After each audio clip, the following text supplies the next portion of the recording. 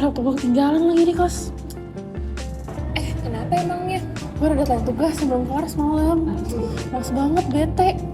Ini lu belum kena kopi ya, makanya marah-marah mulu. Masa gitu sih? Tapi emang bener sih, gue belum kena kopi hari ini.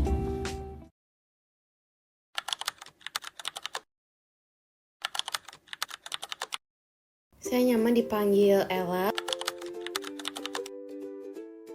Saya mulai mengonsumsi kafein secara rutin itu dari sekitar mungkin 5 tahun, 4 tahun ya secara rutin. Cuman kalau start mulainya mengonsumsi kafein itu sekitar 8 tahun yang lalu. Ya SMP kali ya, umur 13 tahun, 14 tahun. Kopi.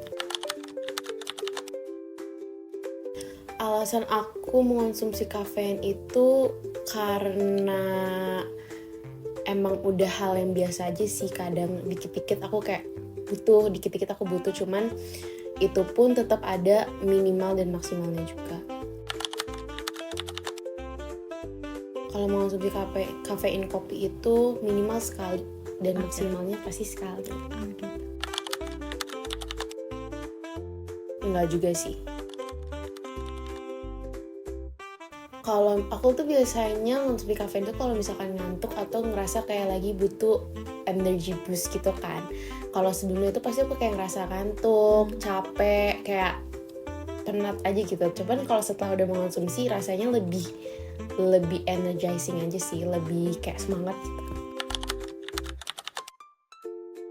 Enggak, biasa aja semuanya.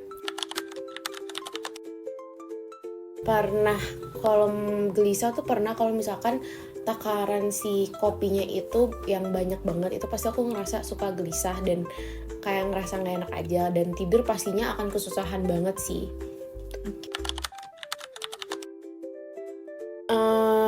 Yang pastinya kalau mempengaruhi kualitas tidur itu, tidur aku bakal lebih lama ya. Kayak misalkan harus aku biasanya tidur jam 11 atau kayak maksimal banget setengah 12.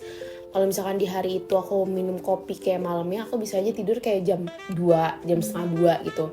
Akan agak kesusahan tidur gitu. Jadi aku mengonsumsi kafein itu biasanya ngeliat nih besok aku kegiatannya apa gitu. Sejauh ini sih nggak pernah ada yang bermasalah banget ya. Mungkin masalah di kualitas tidur aja. Aku mulai ngerasa itu semenjak kuliah. Kayaknya kuliah.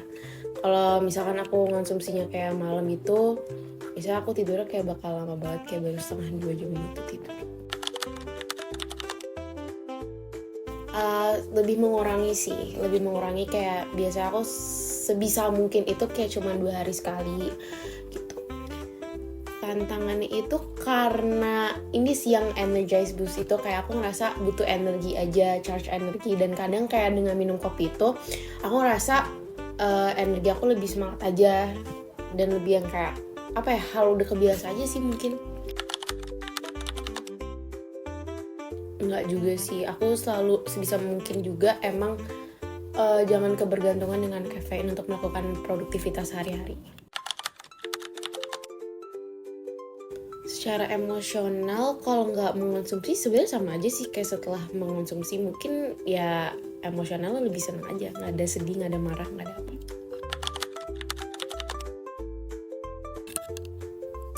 Peran kafein dalam kehidupan aku sekarang adalah sebuah kebutuhan. Sebenarnya kebutuhan untuk ya kadang kalau lagi lesu aja, jadi butuh. Konsumsi kafein banyak kalau misalkan aku kayak lagi banyak tugas atau kayak mungkin di hari itu aku banyak banget kegiatan yang kayak berpadat-padatan, itu biasanya aku butuh banget kafein kayak ya minimal kayak masuk lah. Itu pun kalau misalkan kayak gitu aku bisa lebih dari sekali. Mungkin kalau lagi kayak setelah kelas atau sebelum kelas, kelas kuliah maksudnya,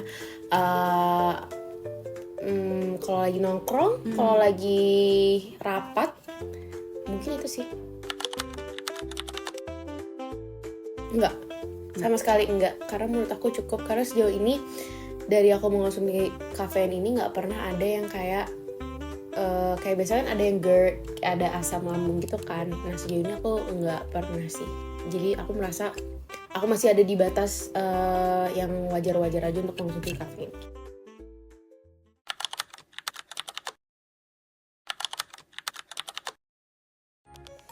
Kalian tau gak sih kalau misalkan kafein adalah zat psikoaktif yang paling sering dikonsumsi di dunia ini? Contohnya di Amerika Serikat, 90% orang di sana mengonsumsi zat kafein setiap hari dan rata-rata dari mereka mengonsumsi 200 mg kafein per hari. Meskipun konsumsi kafein dalam dosis yang rendah hingga sedang pada umumnya aman, konsumsi kafein dalam dosis yang tinggi pada individu yang rentan pada umumnya bisa meningkatkan resiko kesehatan yang negatif seperti kardiovaskular dan komplikasi selama kehamilan. Selain itu, sejumlah penelitian terbaru menunjukkan bahwa pengguna kafein menjadi kecanduan atau ketergantungan terhadap zat ini. Banyak di antara mereka tidak mampu untuk mengurangi konsumsi kafein, meskipun mereka sudah menyadari adanya masalah kesehatan yang terus berulang akibat pengonsumsian kafein secara berkelanjutan. Menurut Sadok, pada 2017, kafein merupakan zat stimulan sistem saraf yang paling sering dikonsumsi. Kafein dapat ditemukan pada lebih dari 60 jenis tanaman dan dapat ditemukan pada teh, kopi, minuman kaleng, dan juga kokoa. Terdapat beberapa alasan manusia mengonsumsi kafein, diantaranya adalah merasa lebih segar, meningkatkan konsentrasi, mood, juga energi, dan mengurangi stres. Kafein dapat meningkatkan aktivitas mental, aktivitas otot jantung, meningkatkan tekanan darah, dan juga meningkatkan hormon adrenalin. Selain itu, kafein juga dapat membuat diri merasa lebih segar dan menghilangkan rasa ngantuk setelah mengkonsumsi kafein. Namun, penggunaan kafein dengan dosis yang tinggi, yaitu 400-800 mg, dapat menimbulkan efek negatif seperti rasa gelisah, gugup, dan juga cemas. Penelitian di Amerika Serikat oleh Hughes et al. Menemukan bahwa sebanyak 30% dari 164 orang yang mengonsumsi kafein memenuhi diagnosis DSM-4 mengenai ketergantungan zat. Hughes juga melaporkan bahwa sebanyak 9% responden memenuhi paling tidak 3 dari 4 kriteria ketergantungan zat DSM-4 yang paling relevan terkait dengan ketergantungan kafein, yaitu adanya keinginan untuk mengurangi pengonsumsian zat atau obat, adanya penggunaan zat atau obat yang berlebihan meskipun tahu adanya efek samping atau efek buruk, adanya gejala putus obat atau zat, dan juga toleransi. Sedangkan di Italia, sebanyak 6% dari 104 subjek memenuhi kriteria ketergantungan kafein. Mengonsumsi kafein secara berlebihan dapat mengakibatkan caffeine-related disorder, di mana menurut Sadok pada tahun 2017, gangguan ini merupakan kumpulan gejala fisiologis, psikologis, dan perilaku yang mengindikasikan masalah dalam mengonsumsi kafein, serta kesulitan untuk menghentikan meskipun ada niatan untuk berhenti. Caffeine-related disorder terdiri atas dua kondisi utama, yaitu caffeine intoxication dan caffeine withdrawal. Caffeine intoxication terjadi pada seseorang yang mengkonsumsi kafein secara berlebihan, yaitu lebih dari 250 mg, yang berasal dari teh, kopi, minuman energi, atau suplemen. Setelah konsumsi, dalam waktu singkat akan muncul setidaknya 5 gejala fisik atau psikis seperti rasa gugup, rasa gelisah, perasaan terlalu senang, insomnia, muka kemerahan, sering buang air kecil, gangguan saluran pencernaan, gangguan irama jantung, hilangnya rasa lelah, dan juga agitasi psikomotor. Gejala-gejala ini dapat menyebabkan penderitaan yang signifikan secara klinis atau mengganggu aktivitas sosial, pekerjaan, atau aktivitas penting lainnya. Sementara itu, caffeine withdrawal terjadi pada seseorang yang sebelumnya mengonsumsi kafein secara setiap hari dalam jangka yang panjang, tiba-tiba menghentikan atau mengurangi asupannya secara drastis. Dalam waktu 24 jam setelah penghentian, individu biasanya mengalami setidaknya 3 gejala seperti sakit kepala, rasa lelah atau mengantuk, suasana hati yang buruk atau depresi, mudah tersinggung, kesulitan untuk konsentrasi, bahkan gejala fisik seperti gejala mirip flu, mual, atau bahkan muntah. Kedua kondisi ini menunjukkan bahwa meskipun kafein merupakan zat yang legal dan aman untuk dikonsumsi sehari-hari, penggunaan yang tidak bijak juga dapat menimbulkan dampak negatif untuk kesehatan mental dan fisik.